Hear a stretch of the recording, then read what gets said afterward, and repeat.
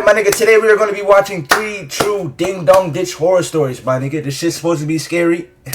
You feel me? But I never get scared. I never get scared. So, if you are now watching this, grab your snacks, grab your drinks. You feel me? Give me a little sign too, you feel me? Give me some chicken shit. You feel me? Niggas not love chicken shit. But grab your drinks, grab your eats, and let's get right into this shit. I'm scared, I'm scared. I'm scared. Nigga, I'm not scared, nigga. I'm a big boy, nigga. I'm a big boy, nigga. I'm not pussy, nigga. I'm not pussy, nigga. I'm not pussy. The fuck? One questionable activity my old friends and I would partake in when we were young was Ding Dong Ditch, where you run up to someone's door, knock or ring the bell, then run away or hide. Okay. We'd do it from time to time when we were feeling we're definitely gonna do a stream where we Ding Dong Ditch. Mischievous or bored. Definitely. At the time, someone moved across the street from my friend Stefan, who lived a block down from me. He kept telling us how sketchy it seemed. No one would ever see them leave their house. The blinds were always closed. Yo! I thought I was bugging. Yo, back when I used to live in Florida, bro, there was this nigga who lived across the street from me. On God, the nigga never left his house. His car was always parked in his fucking front yard. The nigga was scared. Like, when I finally seen him, he was the scariest nigga I ever seen in my life, bro. Closed at every window, and there were never any lights on. Yet there was always a red Toyota pickup truck in the driveway all hours of the day. No one really seemed to know who was living there or what they looked like. So, one night, we thought it would be a good idea to target it while we were out ding-dong ditching. Oh, shit. My friend Jake and I hid behind a nearby car while Stefan ran up to the door. We could tell he rang the bell like 5 times, and we chuckled because of it. He finally ran for cover in a bush separating that property from the neighboring property. Okay. We waited for the door to open, but alas, it never did. So Stefan ran back to the door and rang it a bunch more times. Probably. Yeah, he's cooked. Chat, how much I want to bet he's gonna get popped. He's gonna get popped. Probably closer to like 10 rings this time. As he ran for his same hiding spot, I noticed the curtains to one of the front windows move a little bit. I didn't see anyone's face, but that confirmed someone was inside the house. I be feeling devious and shit. The door. Wait, who in the chat ever went ding dong ditching, bro? Keep it a stack. Don't cap like I'm talking like you ringing mad niggas doorbells on the block, bro. Like never opened, but Jake and I were afraid to yell over to him not to do it again. Stefan never looked over at us, so he never even gave us a chance to wave at him to stop there. He waited half a minute before going back to the door, but I swear before he could even ring the bell, the door pulled open, and all Jake and I saw was someone's arm reach out from the house to grab Stefan. Oh shit! He screamed a high-pitched scream like a girl. Jake and I looked at each other with horrified looks on our faces. Stefan managed to break free from the grip, and continued screaming as he ran past us across the street to his house. The front door to the house slammed shut. No one came out chasing after us. We followed Stefan to his house, and yo, imagine I have until somebody came out with a gun. Niggas came out with an onion. I ain't gonna lie. If I'm ding dong ditching and a nigga grab me, I'm going straight for that nigga balls. I don't give a fuck about nothing, bro. I'm grabbing the nigga balls and I'm yanking as hard as I can, bro. No funny shit, bro. Same thing with an onion, nigga. Nigga, back out the onion, nigga. I'm grabbing that nigga balls, nigga. That's all you gotta do to stop a nigga, bro. If you get into a fight with a nigga and you feel like there's no chance of you winning, bro, just grab the nigga balls, bro. I'm telling you, bro. As soon as we got inside, I told him that was a horrible idea. Now that person would know they were neighbors. But he said he didn't care. He told his parents about it, who at first were mad at us, but sounded a bit concerned after some explaining about the aggressive way the man inside the house tried pulling him in. Still, neither of his parents wanted to go knock on the door, considering we were ding-dong ditching after all. True. Jake went home. I stayed over Stefan's house to sleep over. His parents always complained about us being too loud after they went to sleep, so we hung out in... Yo, J-Man, tell me I'm lying. If I'm about to lose a fight, there's no other option. I gotta grab the nigga balls, bro. I gotta grab his balls, bro. His backyard. We were playing Pokemon on our DSs for a while and talked more about what happened across the street. He said he didn't see much of the man's face and he was pretty well hidden behind the door, but he could tell it was a man by his veiny hands and strength. Man could be beating the man his grabbed shit. him by the collar of his shirt, so Stefan was able to free himself from the man's grip pretty easily. At some point while in the yard, I remember hearing a thump kind of noise. But I didn't even feel like it was worth bringing up to Stefan. I just made a mental note of it, and maybe he did too, who knows. Eventually it got too chilly to sit outside anymore, and we were getting a little tired. Yo, this so we music went back is inside. scary, bro. We noticed it was a lot chillier on the first floor than it had been before we went outside. Stefan realized why fairly quickly. The sliding dining room window was open all the way. Oh my god, no. And a breeze of cold air was pouring in. But his parents definitely didn't open that. Something wasn't right. Why would y'all niggas leave the window open, bro? There was the sound of a footstep or something falling on the carpeted floor above us. Oh no, Stefan's room. no. It set him off screaming for his parents. The house has a very open layout, so of course they heard him and came rushing out of their room, confused and worried as hell. Okay. We pointed at the open window, then said someone's in his room upstairs. His dad ran downstairs to grab the biggest kitchen knife they had and ran back upstairs as we all waited. Nah. Fuck a kitchen knife, nigga. If I own a house, nigga. If I own a crib to myself, nigga, I'm making sure I'm grabbing me a fucking onion, nigga. Nigga, I'm gonna make sure I live in a state where I can grab me a fucking AK-47. I'm blasting niggas. Nigga, fuck is you talking about, nigga? Nigga talking about a knife. There's only so much you can really do with a knife, chat. Am I lying? You can either swing on that nigga or throw that shit and hopefully that shit lands in the middle of his fucking head, nigga. If I got an onion in my crib, it's guaranteed headshots. Nigga, fuck is you talking about? Nigga said a knife. He's tweaking out. In fear for something to happen upstairs. Onion. His mom hugged us and tried to comfort us while she called the police.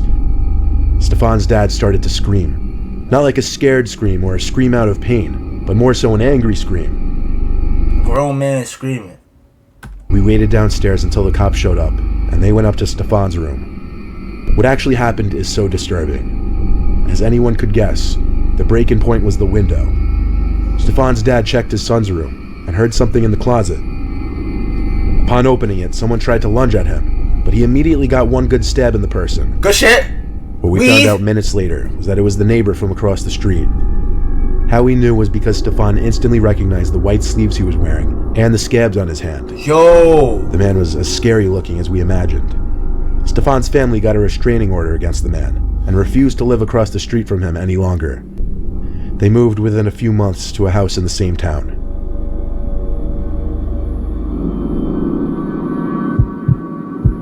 What the fuck? You telling me the nigga was so angry he went to get his get back? What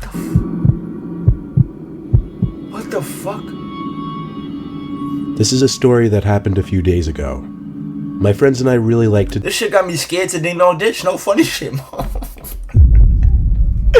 I'm scared now. Do some crazy things such as ding dong ditching, which is what we were doing on Friday night.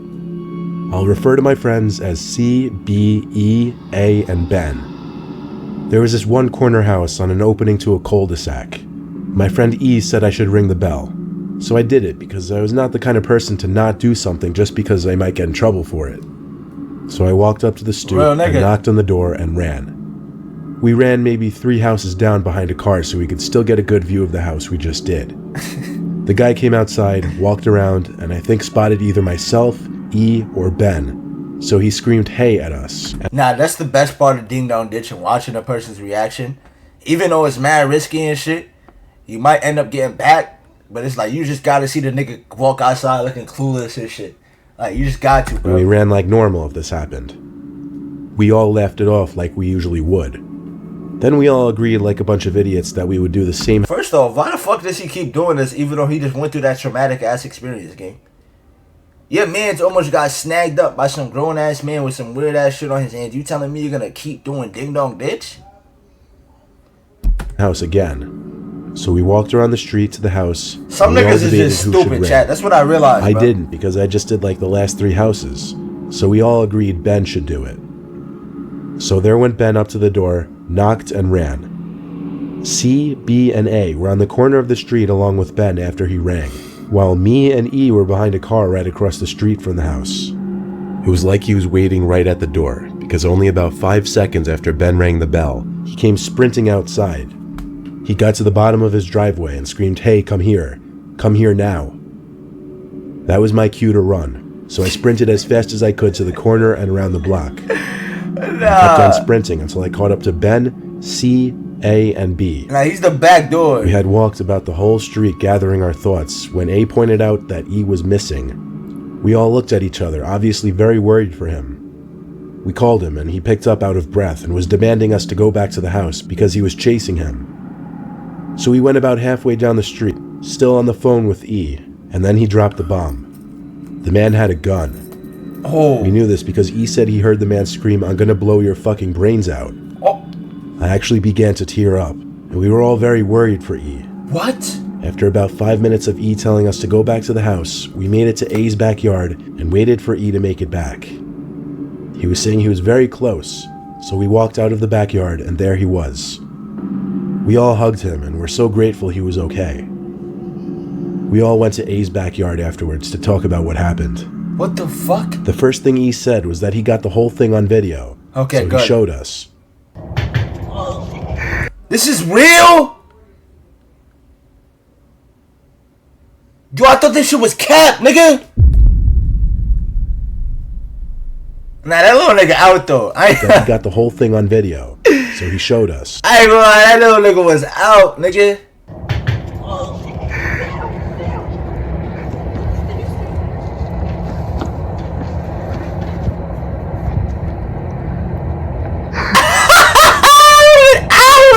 Now! Come here, now! Come here!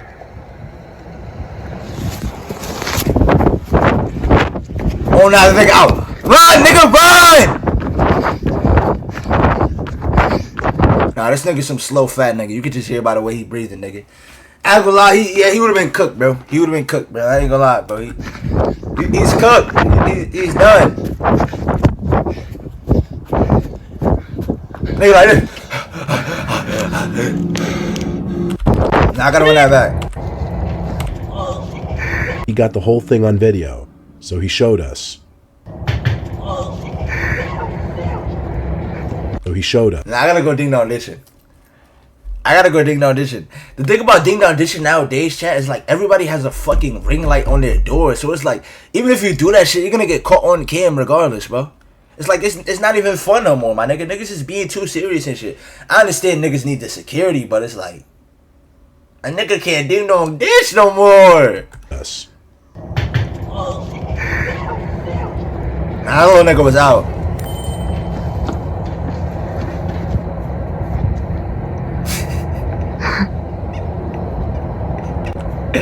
It's the way he came out and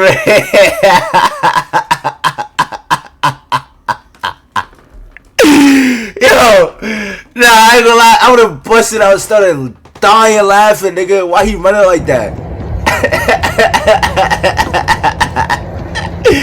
Yo, nah.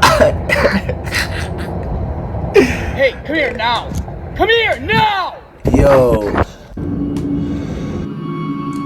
So what happened that I was completely unaware of was that when I ran away from behind the car, the man started chasing me. Then E apparently got up and ran the opposite way, kind of putting the man in a pickle as to who he wanted to go after. Oh. He chose E, and he ran from him almost all the way down the street before hiding under a car until he felt it was safe to run back. This was the most insane night of my life, and I couldn't thank E enough, because if it weren't for him, who knows what that guy would have done to me if he had caught up. Yo.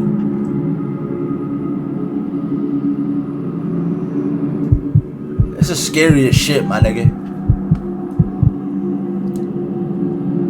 I was a very sheltered child, and I didn't really start going out until college, really. High school, I kind of never really went out much. Facts. So when the opportunity to do something slightly rebellious came about, I would jump on it.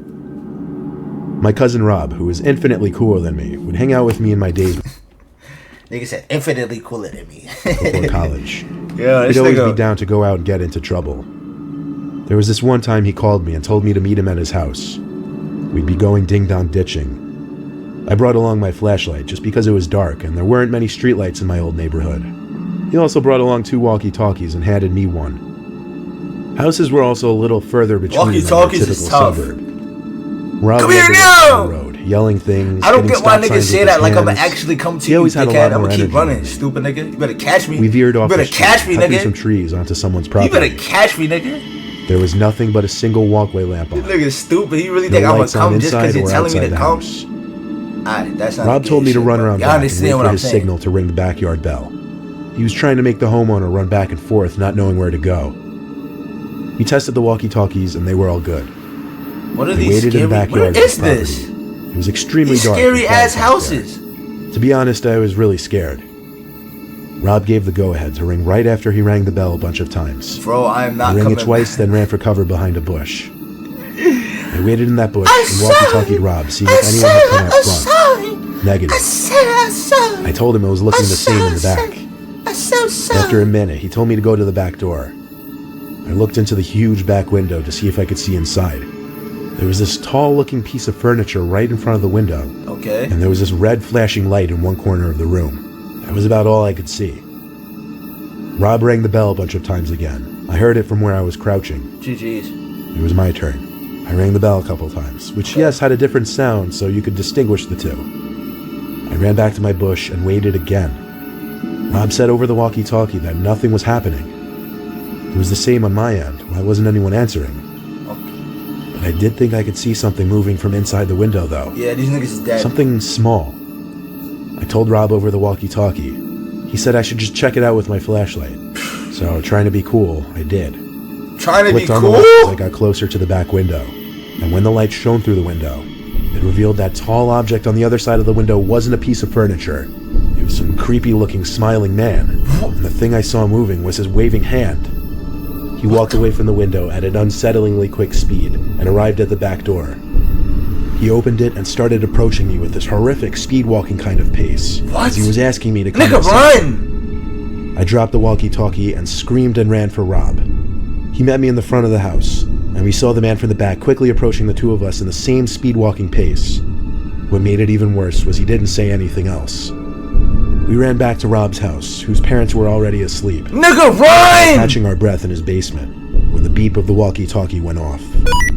There was a breathing from the other walkie-talkie. Yo, nah. Old man's voice whispering, "Where are you kids? What? I'm not gonna hurt you, I just want to give you your walkie-talkie." What the fuck? The fact that the frequency was reaching us in a basement meant he was close. That was the scariest part. Yo. We turned off the walkie-talkie out of fear and turned off all the lights. In case you're thinking this was some sweet, innocent man trying to be nice, there's no chance. He was literally chasing us, and he had this look about him that screamed child predator. We were young, but we were definitely smart enough to realize he may have been after us because of our age. We never told our parents, though, because they would have grounded us just for going out Nigga said grounded, nigga. You a grown ass man in college. Fuck is you talking about being grounded, nigga? You a grown ass man afraid to be. Yo. dong ditching. Yo. It was just a disturbing memory we'd have to deal with. Fuck is this nigga We were talking lucky about? we got away okay, though.